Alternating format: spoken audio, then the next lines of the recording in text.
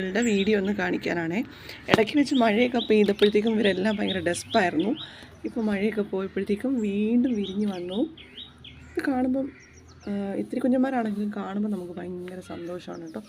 എന്ത് ഭംഗിയാണെന്നറിയുമോ ഇതൊക്കെ ഇങ്ങനെ വിരിഞ്ഞ് നിൽക്കാൻ.